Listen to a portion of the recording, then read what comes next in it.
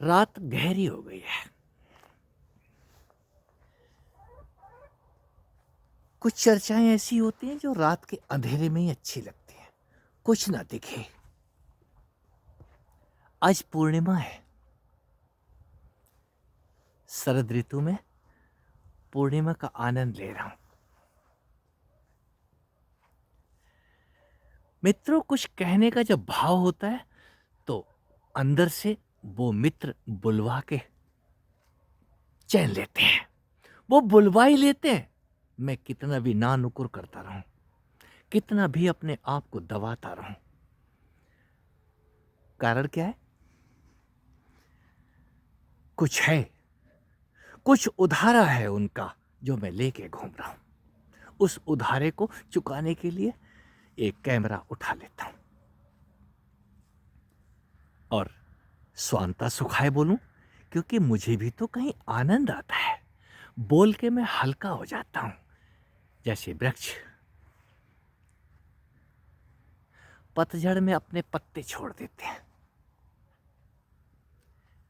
पके हुए फलों को गिराना नहीं पड़ता, गिर पड़ते हैं।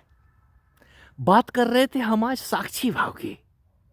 हमारे गुरुजी ने 40 साल, ज्यादा समय हो गया है, 50 साल कहूं तो कुछ गलत नहीं है, उन्होंने कहा था साक्षी भाव में रहो और जो कुछ होता है उसको देखते रहो।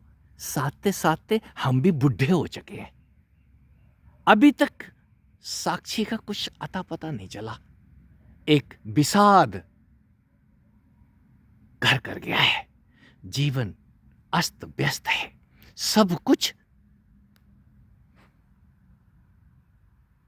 लुट सा गया है। ये साक्षी भाव हमें अब भारी पड़ने लग गया है। हम करें तो करें क्या? सबसे अलग होते चले गए, अपने आप से भी अलग हो गए, लेकिन साक्षी का तो कुछ पता ही नहीं चला। थोड़ा बहुत सिर के ऊपर कुछ होता था, अब वो भी बंद हो गया है। क्यों? परेशानियां इतनी ज्यादा हैं। उन परेशानियों ने हमारा जीवन दूभर कर दिया है। करें तो करें क्या?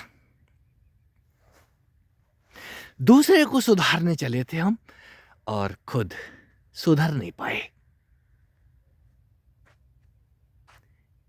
आप अकेले नहीं हैं, मैं भी उनमें से एक था। दूसरे को सुधारने चले थे हम। दूसरे भटक ना जाएं, उनको मार्ग पे लाने चले थे।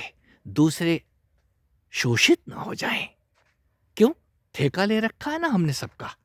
यस, जब हम ठेका ले लेते हैं तो जब तक जेब में दम है, जब तक आपके हाथों पैरों में दम है, ये ठेका तभी तक चलता है। और एक समय वो आता है कि आप उस बदहाली और कंगाली से गुजरते हैं जहां आपकी सुनने वाला फिर कोई नहीं होता। जो आपको साक्षी की शिक्षा दे रहा था वो भी हाथ पांव झाड़ लेता है। अब प्राणायाम करो, सांसों का सहारा लो। ये गुरु तत्व, यहां चेला कौन होना चाहता है? यहां गुरु हावी होना चाहता है हमेशा ही। मैं गुरु का गुरु ही बना रहा हूं। और मित्रों, मैं किसी को कटाक्ष नहीं कर रहा हूं। यार, गुरुबत बन जाना, शिष्य बनना बहुत बड़ी बात है। आप शेष हो जाओ अपने आप में। जो ये कहते हैं कि साक्षी साधो, साक्षी साधने की वस्तु नहीं है और साक्षी साधना पड़ता नहीं है। जिसने भी इस मार्ग पे कदम बढ़ाया, अपने आप को खपाया है, वो समय ज्यादा दिन, ज्यादा देर, ज्यादा दूर कोई भी चीज नहीं है। यदि आप प्राणपण से प्रयास करते हैं तो ये 14 साल और 12 साल मैं गवाह हूं। ये 14 साल और 12 साल काफी है। 12 साल का बच्चा किसी अगली जिंदगी की तरफ बढ़ जाता है, किशोर होने लग जाता है। और सोडस, सोडस ही कहीं वो षोडशी आपकी अवस्था आ तो जाए, अरे 12 ही कलाएं आ जाएं आपके अंदर। ये अष्टांग योग 8 कलाओं वाला शरीर, ये 8 कलाओं से ही परिचित हो जाए। योग में आसन तो आए नहीं, योगासन किए चले जा रहे हैं। प्राणायाम तो आया नहीं, प्राणों का आयाम बदलना चाहिए था। भस्त्रिका आनी चाहिए थी, आई नहीं, और हम लगे पड़े। शरीर सूख के कांटा हो गया है और हम भस्त्रिका ही करे चले जा रहे हैं। बहुत कुछ ऐसा है। गुरु बदलने में डर लगता है। क्यों? क्योंकि गुरुजी नाराज हो जाएंगे। दत्तात्रेय से सीख लो। 24 गुरु बदल डाले उन्होंने। क्यों बदल डाले? भाई उनको परिणाम चाहिए था, और आपको क्या चाहिए?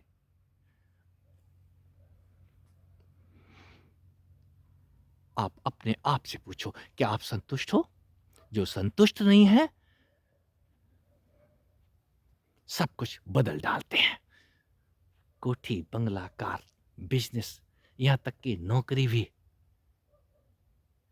जब मैं छोड़ सकता हूं, आप क्यों नहीं?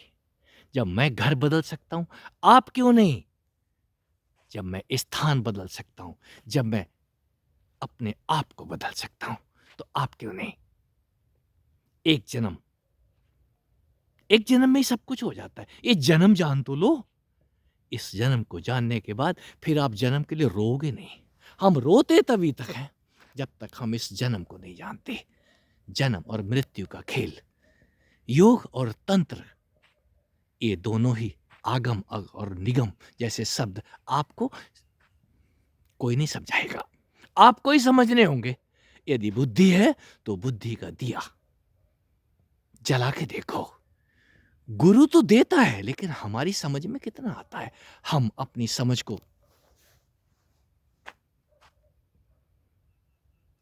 गुरु के हवाले कर देते हैं। गुरु जो करेगा वो सही, गुरु जो करेगा वो बिल्कुल सही है, लेकिन परिणाम आपके ऊपर आएंगे। भोगना आपको पड़ेगा, तपना आपको पड़ेगा, और जो आनंद की अवस्था आएगी वो गुरु नहीं, आपके ऊपर आएगी। ये आपके आनंद की अवस्था आपको यदि प्राप्त नहीं हुई है, तो आयाम बदलो, अपने आप को बदलो। अपनी अवस्था के उत्तरदायी मित्र आप ही हैं, या दूसरा कोई नहीं है।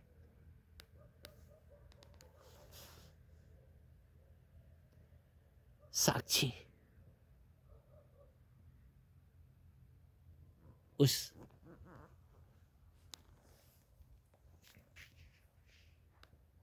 कृष्ण की कृपा मिलती है, मिलती उन्हीं को है जो उसको आगे करके चलते हैं।